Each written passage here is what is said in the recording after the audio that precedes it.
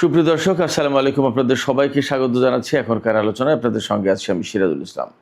দর্শক, খুবই গুরুত্বপূর্ণ কিছু খবর আছে। যেমন সৌদি পররাষ্ট্রমন্ত্রী প্রিন্স ফয়সাল বিন ফারহান তিনি বলেছেন সৌদি আরব আর নিরাপত্তার ক্ষেত্রে আমেরিকার উপর নির্ভর করবে না। তিনি এর কারণ ব্যাখ্যা করেছেন, আমি পরে আসবো সে কারণে। এপাশে মার্কিন কংগ্রেসে গুরুত্বপূর্ণ ঘটনা ঘটেছে। ইসরায়েলকে সামরিক ও অর্থনৈতিক সহায়তা বন্ধ করার ব্যাপারে খোদ রিপাবলিকান দলের একজন কংগ্রেসম্যান প্রতিনিধি পরিষদে বিল এনেছিলেন। সেই বিলের পক্ষে, অর্থাৎ ইসরায়েলকে সহযোগিতা বন্ধ করার ব্যাপারে ডেমোক্র্যাট দলের 104 জন ভোট দিয়েছেন। অর্থাৎ ডেমোক্র্যাট দলের প্রায় অর্ধেক কংগ্রেসম্যান এই বিলের পক্ষে ভোট দিয়েছে, অর্থাৎ ইসরায়েলকে সহযোগিতা বন্ধের পক্ষে ভোট দিয়েছে। আমেরিকার রাজনীতিতে এটি বিরাট বড় পরিবর্তন। এপাশে মার্কিন প্রেসিডেন্ট ডোনাল্ড ট্রাম্প বলেছেন যে ইরানের সেতু এবং বিদ্যুৎ অবকাঠামোতে হামলা করে সব ধ্বংস করে দেবে। এর জবাবে ইরানের সামরিক বাহিনী বলেছে আমেরিকা যদি এই ধরনের হামলা চালায় তাহলে মধ্যপ্রাচ্যে ইরানের কোনো সামরিক ঘাঁটির আর বিন্দু বিসর্গ অস্তিত্ব থাকবে না। এমনভাবে ধ্বংস করা হবে যেন মনে হবে যে কখনো মধ্যপ্রাচ্যে আমেরিকার কোনো ঘাঁটি ছিল না। প্রশ্ন আসছে, ইরান কি দিয়ে এই কাজ করবে? এরই একটা জবাব আমি কিছুক্ষণ আগে পেলাম। ইরান নাকি বিশাল সাইজের ক্লাস্টার বোমা ব্যবহার করতে যাচ্ছে, যা ব্যবহার করলে একটা বোমা বিরাট এরিয়া একদম কমপ্লিটলি ধ্বংস করে দিতে সক্ষম। একটা বোমার ভিতরে অন্তত 500 থেকে 600 ছোট বোমা থাকে। ইরান তাই ব্যবহার করতে যাচ্ছে এবং ইরানের যুদ্ধের নীতিতেও পরিবর্তন আসতে যাচ্ছে। সুপ্রিয় দর্শক, এখনকার ভিডিওতে আমি এই সব বিষয় নিয়ে আলোচনা করব। এর সাথে আর একটা বিষয় থাকবে।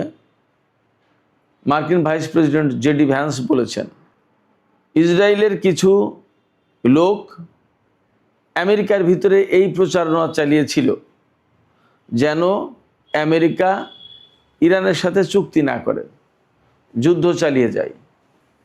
জেডি ভ্যান্সের এই বক্তব্য কিন্তু খুবই গুরুত্বপূর্ণ মার্কিন এবং ইসরায়েল সম্পর্কের ব্যাপারে, বিশেষ করে যখন রিপাবলিকান দল ক্ষমতায়, যারা ইহুদিদের পক্ষে বিশেষভাবে দরদি বলে মনে করা হয়, তাদের পক্ষ থেকে এই বক্তব্য এটা অত্যন্ত গুরুত্বপূর্ণ।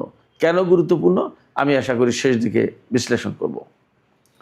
তো দর্শক, চলুন আমরা বিস্তারিত আলোচনায় চলে যাই। আশা করি এই আলোচনা ভালো লাগবে। আর যদি ভালো লাগে তাহলে আপনারা সবাই লাইক, কমেন্ট, শেয়ার করবেন।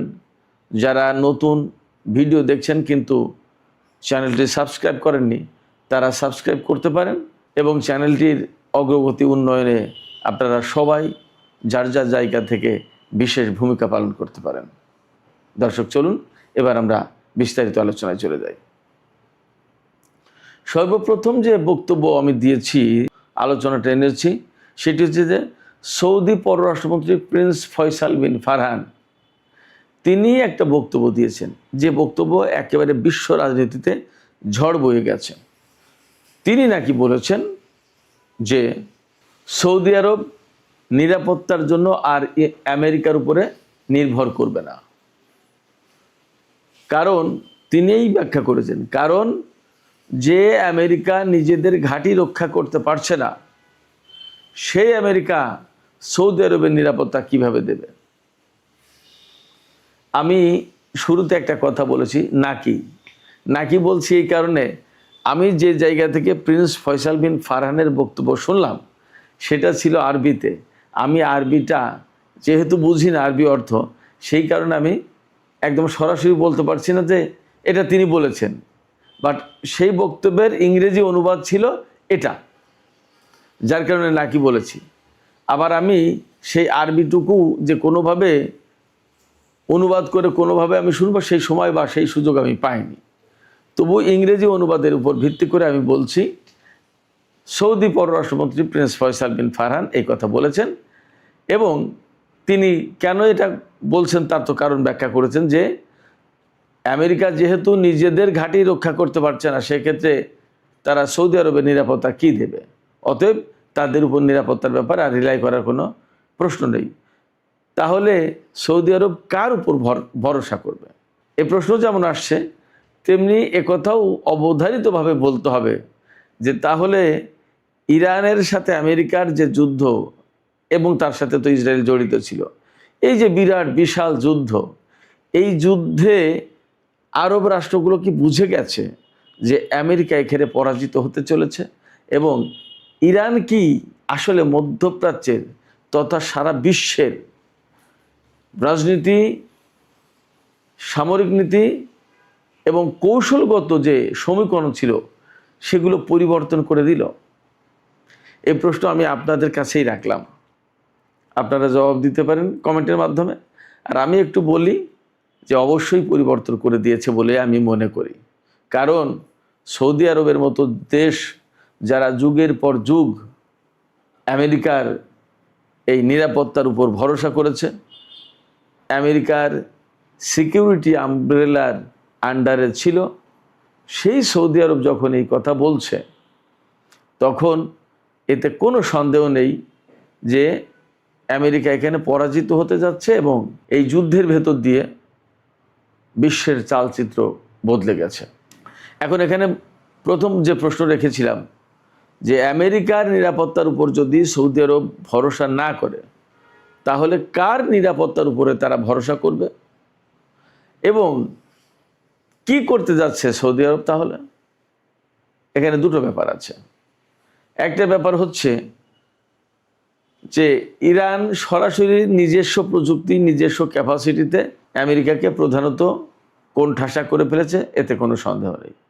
তবে ইরানের এই সামরিক প্রযুক্তি এবং কৌশলের সাথে রাশিয়া এবং চীনের একটা সম্পর্ক আছে, জড়িত থাকার প্রশ্ন আছে, এবং তাদের প্রযুক্তি এখানে যুক্ত আছে বলে মনে করা হয়। তাহলে সৌদি আরব কি ইরানের কাছ থেকে অস্ত্র কিনতে যাচ্ছে? রাশিয়ার কাছ থেকে, চীনের কাছ থেকে? আসলে কি করতে যাচ্ছে? এটা মোটামুটিভাবে ধরেই নেওয়া যায় যে রাশিয়া এবং চীনের কাছ থেকে সৌদি আরব অস্ত্র কিনবে এবং সম্পর্কের প্যাটার্নটা কিন্তু সেই দিকে যাচ্ছে। ইরানের কাছ থেকে অস্ত্র কিনবে কিনা এটা এখনও নিশ্চিত নয়। তবে একটা বিষয় পরিষ্কার যে ইরানের কাছ থেকে যদি সৌদি আরব অস্ত্র নাও কেনে, তাহলেও একটা কাজ করবে, সেটা হচ্ছে ইরানের সাথে এমন একটা সম্পর্ক তৈরি করবে যে সম্পর্কের প্রেক্ষাপটে ইরান এবং সৌদি আরব একে অপরের প্রতি ওয়াদাবদ্ধ থাকবে, অঙ্গীকারবদ্ধ থাকবে যে একে অপরের অভ্যন্তরীণ ব্যাপারে হস্তক্ষেপ করবে না এবং একে অপরের বিরুদ্ধে আগ্রাসন চালাবে না। যখন সৌদি আরবের সাথে ইরানের এই রকমের চুক্তি থাকবে, তখন সৌদি আরব এবং ইরান নিরাপত্তার সাথেই যথেষ্ট নিশ্চিতভাবে যুদ্ধবিগ্রহ ছাড়া বসবাস করতে পারবে। এবং দুই দেশ তো প্রায় প্রতিবেশী দেশ, পারস্য উপসাগরের এপার ওপার। সেক্ষেত্রে আমার মনে হয় যে সৌদি আরব এবং ইরানের ভেতরকার সম্পর্কে বিরাট পরিবর্তন আসতে যাচ্ছে, এবং এই পরিবর্তন বেসিক্যালি আমেরিকা এবং ইসরায়েল যে ইরানের উপরে হামলা চালিয়েছিল আর ইরান শক্তভাবে রুখে দাঁড়িয়েছে, এর প্রেক্ষাপটে এই পরিস্থিতি তৈরি হতে যাচ্ছে। এছাড়া আমরা আগেই যে সমস্ত আলোচনা করেছি তাও ঘটতে পারে। সেটা হচ্ছে পাকিস্তান, ইরান, তুরস্ক, সৌদি আরব, কাতার, এই সমস্ত দেশ সবাই মিলে একটা নিরাপত্তা বলয় গড়ে তুলতে পারে। যদিও ইয়েমেন নিয়ে সৌদি আরবের সাথে এখন টানাপোড়েন আছে, কিন্তু আঞ্চলিক বাস্তবতা সৌদি আরব আসলে অস্বীকার করতে পারবে না। ইয়েমেন নিয়ে যে টানাপোড়েন তৈরি হয়েছে এবং আমেরিকার সাথে ইরানের বর্তমান যে অবস্থা চলছে, তাতে মধ্যপ্রাচ্য কেন সারা বিশ্বের অর্থনীতি কলাপস করবে। ইরান নাকি ইয়েমেনের হুতিদেরকে সিগন্যাল দিয়েছে এবং ইয়েমেনের হুতিরা ঘোষণাও দিয়েছে। দুটো ব্যাপার, একটা হচ্ছে সৌদি আরব যদি ইয়েমেনের সাথে বড় রকমের যুদ্ধে চলে যায়, তাহলে ইয়েমেন বাব আল মানদেব প্রণালী বন্ধ করে দিতে পারে, এটা একটা ব্যাপার। আর একটা ব্যাপার হচ্ছে ইরান নাকি হুতিদেরকে সিগন্যাল দিয়েছে যে আমেরিকা যদি ইরানের বিদ্যুৎ এবং সেতু অবকাঠামোর উপরে হামলা চালায়, অর্থাৎ এই যে বেসামরিক অবকাঠামো এগুলোর উপর যদি হামলা চালায়, তাহলে হুতিদেরকে নাকি ইরান বলেছে সাথে সাথেই বাব আল মানদেব যেন বন্ধ করে দেয়।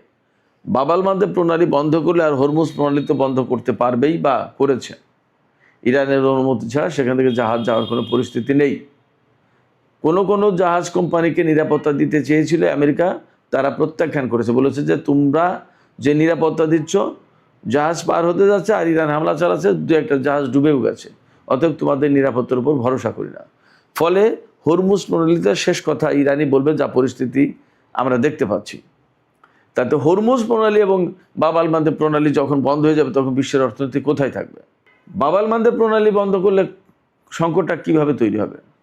সংকটটা তৈরি হবে এইভাবে, সৌদি আরব শুধুমাত্র হরমুজের উপর নির্ভর করে না, বেশ কিছু তেল লোহিত সাগরের মাধ্যমে পরিবহন করে। লোহিত সাগর দিয়ে এই বাব আল মানদেব প্রণালী দিয়ে চীন বা এশিয়া, পূর্ব এশিয়া, দক্ষিণ এশিয়া, এই সমস্ত জায়গায় তাদের বেশ কিছু তেল আসে এবং সেটা বেশ ভালোই একটা অংশ।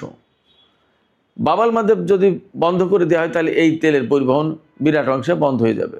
শুধুমাত্র ইউরোপ আমেরিকার দিকে যদি যায় কিছু যেতে পারবে, বাব আল মানদেব প্রণালী ক্রস করে আরব সাগর, ভারত মহাসাগর এদিকে আসতে পারবে না। তাহলে বাব আল মানদেব প্রণালী বন্ধ করার বিরাট গুরুত্ব আছে। শুধু তাই না, বাব আল মানদেব প্রণালী বন্ধ করে বাব আল মানদেব প্রণালী যে চৌকি দেবে ইয়েমেনের যোদ্ধারা বা সামরিক বাহিনী, তা তো না। লোহিত সাগরে জাহাজ চলাচল ভীষণভাবে অনিরাপদ হয়ে পড়বে তখন। ফলে ইয়েমেন, ইরান, লোহিত সাগর, হরমুজ প্রণালী, সৌদি আরব, আমেরিকার যুদ্ধ বিরাট নতুন এক বাস্তবতা তৈরি করেছে, নতুন এক সমীকরণ তৈরি করেছে এবং মধ্যপ্রাচ্য এবং সারা বিশ্বের যে ভূরাজনীতি, কৌশলগত অবস্থান, অর্থনীতি এবং সামরিক নীতি, এ সমস্তর অনেক কিছু পরিবর্তন হতে যাচ্ছে। এবং সৌদি আরব যদি আমেরিকার নিরাপত্তা বলয় থেকে বেরিয়ে এসে ইরানের সাথে চুক্তি করে এবং রাশিয়া আর চীনের সাথে যদি অস্ত্র ব্যবসায় চলে যায়, অর্থাৎ তাদের কাছ থেকে যদি অস্ত্র কেনে, তাহলে পরিস্থিতি ভীষণভাবে পাল্টে যাবে। সুপ্রিয় দর্শক, এবার আমরা ইরান আমেরিকার হুমকি, পাল্টা হুমকি নিয়ে একটু কথা বলি। মার্কিন প্রেসিডেন্ট ডোনাল্ড ট্রাম্প বলেছেন, আগামী এক সপ্তাহের ভেতরে যদি ইরান চুক্তি না করে, আমেরিকার কথা মতো যদি চুক্তি না করে, তাহলে ইরানের সেতু এবং বিদ্যুৎ অবকাঠামো, অর্থাৎ বেসামরিক অবকাঠামো ধ্বংস করে দেবে। ইরান এখানে বলেছে, আমেরিকা যদি এই রকমের হামলা চালায়, তাহলে ইরান যা করবে তা হচ্ছে মধ্যপ্রাচ্যে মার্কিন ঘাঁটিগুলোতে এমনভাবে হামলা চালাবে, যে হামলার কারণে আমেরিকার ঘাঁটির আর যে সামান্য অস্তিত্ব এখন আছে, এর কিছু থাকবে না। ইরানের সামরিক বাহিনীর পক্ষ থেকে এইভাবে বলা হয়েছে যে মার্কিন সামরিক ঘাঁটিগুলোতে বা মার্কিন সামরিক অবস্থানে এমনভাবে হামলা করা হবে যে মনে হবে যেন এখানে কখনো কোনোদিন আমেরিকার কোনো নাম নিশানা, কোনো ঘাঁটি কিছু ছিল না, অর্থাৎ টোটালি অস্তিত্ব মুছে দেওয়া হবে। এই জায়গায় অনেকে সন্দেহ করছিলেন, বা আমিও মনে করছিলাম, যে ইরান আসলে কি দিয়ে কি করবে। ইরানের হাতে ব্যালিস্টিক ক্ষেপণাস্ত্র আছে, হাইপারসনিক ক্ষেপণাস্ত্র আছে, ড্রোন আছে, এবং এরই মধ্যে গত দীর্ঘ যুদ্ধে আমেরিকার ঘাঁটি অনেকগুলো কিন্তু প্রায় ধ্বংসস্তূপে পরিণত হয়েছে, অনেকগুলো একদম ক্ষতিগ্রস্ত হয়েছে, ব্যাপকভাবে ধ্বংস হয়ে গেছে। যা যেটুকু আছে সেগুলোকে ধ্বংস করার জন্য এই যে অস্ত্রগুলোর কথা বললাম, ব্যালিস্টিক ক্ষেপণাস্ত্র, হাইপারসনিক ক্ষেপণাস্ত্র, ড্রোন বা ইরানের বিমান, এর পাশাপাশি নতুন করে যুক্ত হতে যাচ্ছে বিশাল বড় আকারের ক্লাস্টার বোমা। এই বোমা ইরান পরীক্ষা করতে যাচ্ছে অথবা ব্যবহার করতে যাচ্ছে। খবরটা এরকম বলা হচ্ছে, পরীক্ষা করতে যাচ্ছে। তা পরীক্ষা মানে এই ব্যবহার করতে যাচ্ছে। এক একটা ক্লাস্টার বোমায় কতগুলো ছোট ছোট বোমা থাকতে পারে? 20-50টা থেকে শুরু করে 500-600 পর্যন্ত। ইরানের যে ক্লাস্টার বোমা ব্যবহার করতে যাচ্ছে তাতে সম্ভবত এইরকম 400-500-600 বোমা থাকবে, এইরকমই মোটামুটি একটা ধারণা আমি পেলাম। এখন এক একটা ক্লাস্টার বোমা যদি এইরকম একটা বোমা মারা হয় তাহলে বিরাট বিশাল এরিয়া একেবারে কমপ্লিটলি ধ্বংস হয়ে যেতে পারে। আপনি চিন্তা করে একটা বোমা থেকে 600 বোমা বের হবে। এক একটা বোমার ওজন যদি 20 কেজি করেও হয় তাহলেও 600 বোমার ওজন কত? আমি কথার কথা বললাম, 20 কেজিরও বেশি হবে এক একটা বোমার ওজন। এখানে আরেকটা তথ্য দিয়ে রাখি, এই ক্লাস্টার বোমা কিন্তু আন্তর্জাতিক আইনে নিষিদ্ধ, কিন্তু সেই আইনে সই করেনি আমেরিকা, ইসরায়েল এবং ইরান। ইরানও সই করেনি। ইরানের বক্তব্য আমেরিকা এবং ইসরায়েল সই না করলে তারাও করবে না। অর্থাৎ আমেরিকা এবং ইসরায়েল ক্লাস্টার বোমা ব্যবহার করবে, ওই আইনে সই করলে তো আইনের বাধ্যবাধকতা চলে আসবে। সেই জন্য ওই আইনে সই করেনি, ওই চুক্তিতে সই করেনি আমেরিকা এবং ইসরায়েল। ইরানের বক্তব্য যে আমেরিকা এবং ইসরায়েল এই ধরনের বোমা ব্যবহার করবে আর আমরা পড়ে পড়ে মার খাবো, আমরাও করবো না, ওরা যতক্ষণ পর্যন্ত না করবে। ফলে আমেরিকা এবং ইসরায়েল এই সমস্ত ক্লাস্টার বোমা ব্যবহার করেছে এর আগে, বা যদি করে ইরানও করতে পারবে, আইনে ইরান ধরা খাবে না। ফলে যুদ্ধ অন্য রকমের গতি পেতে যাচ্ছে, যুদ্ধ অন্য রকমের মোড় নেবে বলে মনে করা হচ্ছে। এবং ইরান যদি ক্লাস্টার বোমা ব্যবহার করে তাহলে সত্যি সত্যিই যুদ্ধের পরিস্থিতি পাল্টে যাওয়ার সম্ভাবনা রয়েছে। এই জায়গায় এই ক্লাস্টার বোমা ব্যবহার করলে আরও যা ঘটবে সেটা হচ্ছে, এতদিন মোটামুটি আমরা ইরানের যুদ্ধের একটা নীতি দেখে এসেছি। ইরান কিন্তু যুদ্ধে মানুষ মারার দিকে নজর দেয়নি বেশি। ইরান নজর দিয়েছে যে বিষয়ে, সেটা হচ্ছে আমেরিকার সামরিক ঘাঁটি স্থাপনা এগুলো ধ্বংস করার দিকে, আমেরিকার সামরিক সরঞ্জাম, অস্ত্র, বিমান এই সমস্ত ধ্বংস করার দিকে, আমেরিকার রাডার, আর্লি ওয়ার্নিং সিস্টেম, তারপরে ইলেকট্রনিক ওয়ারফেয়ার সিস্টেম, এরকম বিভিন্ন সিস্টেম ধ্বংস করার দিকে। কিন্তু ক্লাস্টার বোমা যদি ব্যবহার করে তাহলে এমনিই তো মার্কিন ঘাঁটি অনেকগুলো ধ্বংস হয়ে গেছে, সেক্ষেত্রে সেনাদেরকে অনেকটা অনিরাপত্তার ভেতর দিয়েই থাকতে হচ্ছে। এরপরে যদি ক্লাস্টার বোমা ব্যবহার করে তাহলে বিপুল সংখ্যক মার্কিন সেনা এবং অন্যান্য লোকজন মারা যাওয়ার সম্ভাবনা থাকবে, আশঙ্কা থাকবে। এই জায়গা থেকেও বলা যায় যে যুদ্ধের নতুন মোড় নিতে যাচ্ছে, যুদ্ধের আমরা নতুন মোড় দেখতে যাচ্ছি। সুপ্রিয় দর্শক, এবার আমরা একটু আমেরিকা ইসরায়েল সম্পর্কে কথা বলি। আমেরিকা এবং ইসরায়েল সম্পর্কে যে সমস্ত ঘটনা ঘটেছে তার ভিতরে খুবই গুরুত্বপূর্ণ একটা ঘটনা হচ্ছে, আমেরিকার কংগ্রেসের প্রতিনিধি পরিষদে ক্ষমতাসীন অর্থাৎ ডোনাল্ড ট্রাম্পের যে দল, রিপাবলিকান দল, এই দলের একজন প্রতিনিধি পরিষদ সদস্য, কংগ্রেসম্যান মেসি থমাস, তিনি একটা বিল এনেছেন।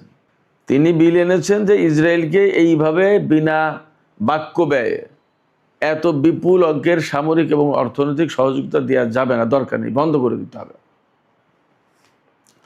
এটা মার্কিন ইতিহাসে বিরাট ব্যাপার। যদিও বিলটা পাশ হতে পারেনি, কিন্তু আমেরিকার ইতিহাসে এটা বিরাট ব্যাপার যে আমেরিকার কংগ্রেসে ইসরায়েলকে সাহায্য সহযোগিতা বন্ধ করার ব্যাপারে আলোচনা হচ্ছে এবং ভোটাভুটি হচ্ছে। ইতিহাস বদলে গেল তো। এবং তাও কোন দলের কংগ্রেসম্যান এই বিল এনেছেন? যে দল ক্ষমতাসীন, রিপাবলিকান দল, ডোনাল্ড ট্রাম্পের দল। এবং এই রিপাবলিকান দল বলা হয় যে ইসরায়েলের প্রতি বেশি নমনীয়, বেশি সফট, ইসরায়েলের প্রতি তাদের দরদ ভালোবাসা বেশি। সেই দলের পক্ষ থেকে আজকে এই বিল আনা হলো। এটা ইতিহাস বদলে যাওয়ার মতো ঘটনা।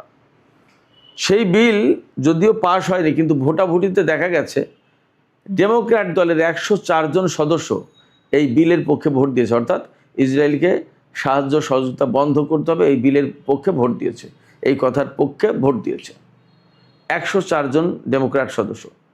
মার্কিন প্রতিনিধি পরিষদের 212 জন ডেমোক্র্যাট সদস্য আছে, তার ভিতরে 104 জন, প্রায় অর্ধেক, ইসরায়েলকে সাহায্য সহযোগিতা না দেওয়ার পক্ষে। আর রিপাবলিকান দলের সবাই চোখ বন্ধ করে বিলের বিরুদ্ধে ভোট দিয়েছে। যদিও রিপাবলিকান দলের সদস্য এই বিল এনেছিলেন, কিন্তু তিনি শুধুমাত্র এই বিলের পক্ষে ভোট দিয়েছেন, আর রিপাবলিকান দলের কেউ বিলের পক্ষে ভোট দেননি। তার মানে বিলটা আলটিমেটলি পাস হয়নি। আর 10 জন সদস্য ভোটদানে বিরত ছিল, তারা হ্যাঁও বলেনি, নাও বলেনি। আর 7 জন প্রতিনিধি পরিষদ সদস্য ভোটাভুটির সময় অনুপস্থিত ছিলেন। তো যাই হোক, যে ঘটনা ঘটলো এটা কিন্তু আমেরিকার রাজনীতিতে বড় পরিবর্তনের ইঙ্গিত দিচ্ছে, যেখানে ডেমোক্র্যাট এবং রিপাবলিকান সব দল সবসময় ইসরায়েলের পক্ষে ছিল এবং ইসরায়েলকে সাহায্য সহযোগিতা দেওয়ার পক্ষে ছিল। সেইখানে ডেমোক্র্যাট দলের অর্ধেক সদস্য যদি এই ইসরায়েলকে সাহায্য সহযোগিতা দেওয়ার বিরোধিতা করে, তার মানে আমেরিকায় এবং ভবিষ্যৎ রাজনীতিতে অনেক বড় পরিবর্তন আসতে যাচ্ছে বলে মনে করা হচ্ছে। এই পরিবর্তনটা প্রধানত দুটো জায়গা থেকে ঘটেছে। একটা হচ্ছে গাজা যুদ্ধে ইসরায়েল যেভাবে মানুষ হত্যা করেছে, এই জায়গায় ডেমোক্র্যাটরা বিষয়টাকে পছন্দ করেনি, এটা গেল এক। আর দুই হচ্ছে ইরানের সাথে আমেরিকা ইসরায়েলের যে যুদ্ধ, রিপাবলিকান দলের নেতানিয়াহুর, ডোনাল্ড ট্রাম্পের তাদের উদ্যোগে যে যুদ্ধটা শুরু হয়েছে, এই যুদ্ধে আমেরিকার বিপুল পরিমাণে আর্থিক ক্ষতি হয়েছে, সামরিক ক্ষতি হয়েছে এবং সারা বিশ্বে আমেরিকার মোড়লিপনা ধ্বংস হয়েছে। এই জায়গায় নেতানিয়াহুর কথা শুনে ডোনাল্ড ট্রাম্প এই যুদ্ধ করতে গিয়ে এই বিরাট ক্ষতির মুখে। সেই কারণে ডেমোক্র্যাটরা আসলে ক্ষেপে গেছে যে এই নেতানিয়াহু, ইসরায়েল এবং রিপাবলিকান দল আমেরিকাকে ধ্বংস করে দিল। আমেরিকার প্রভাব প্রতিপত্তি সারা বিশ্বে ধরে রাখা যাবে না, অতএব এদের বিরুদ্ধে অবস্থান নিতে হবে। এবং মার্কিন তরুণ ভোটার যারা নতুন প্রজন্মের মানুষ, তারা কিন্তু ইসরায়েল, তারপরে এই যে যুদ্ধটা, এগুলো কোনোটা পছন্দ করছে না বেশি। তাদের বক্তব্য হচ্ছে যে মানবতা, মানুষ, সবাই তো মানুষ, এইরকম একটা ফিলিংস কিন্তু তাদের ভেতরে তৈরি হয়েছে।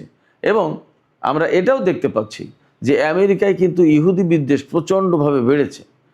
অন দ্য আদার হ্যান্ড ফিলিস্তিনিদের প্রতি কিন্তু তাদের সমর্থন বেড়েছে। আমেরিকার রাজনীতিতে বিরাট বড় পরিবর্তন।